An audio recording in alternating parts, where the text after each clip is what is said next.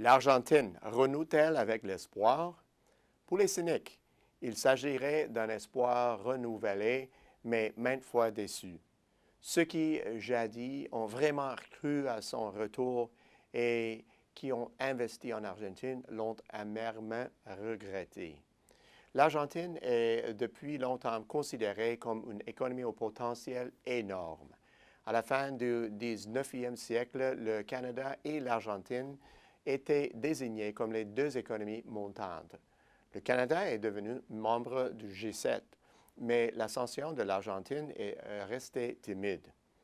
Pourtant, le potentiel est toujours là. Les changements actuels suffiront-ils pour le concrétiser?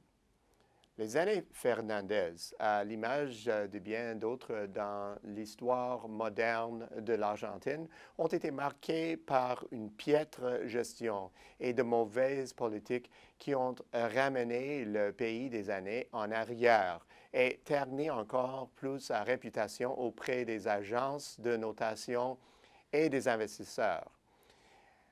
Inquiète du dérapage de l'économie, la population argentine a voté pour le changement l'an dernier en portant au pouvoir Mauricio Macri, qui a promis de vastes réformes et une saine gestion de l'économie.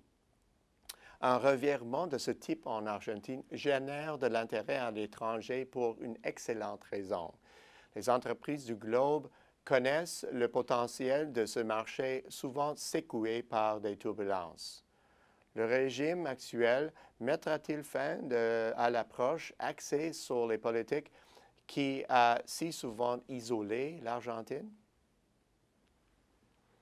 De telles politiques nuisent toujours à l'économie, sans doute davantage que dans notre économie mondiale très intégrée.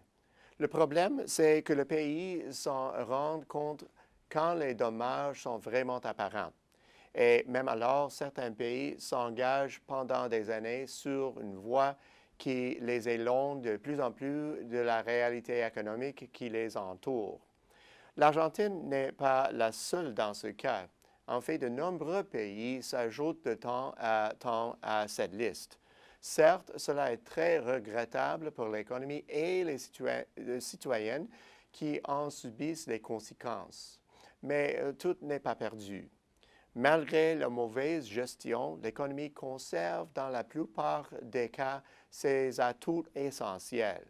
Les gens, les ressources naturelles et d'autres avantages comparatifs comme son emplacement et son ingénuité.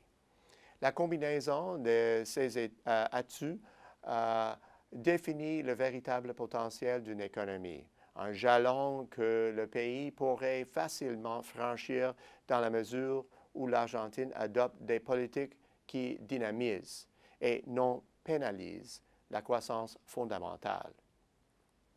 Pour chaque pays, la trajectoire de croissance à long terme est déterminée par la synergie entre ses principaux facteurs de production pour la fabrication de biens et l'offre de services dans une économie. Le dynamisme de l'économie repose alors sur trois piliers: sa main-d'œuvre, son stock de capital, biens immobiliers, machinerie et infrastructures, et enfin l'efficacité technique avec laquelle ces deux éléments interagissent et se mettent au service de la productivité. La croissance conjuguée de ces deux éléments définit le potentiel de croissance de chacune des économies de la planète. À quoi ressemblent ces chiffres en Argentine? Le taux de 3% semble le marqueur généralement accepté et partagé presque également entre la croissance de la main-d'œuvre et de la productivité de la main-d'œuvre.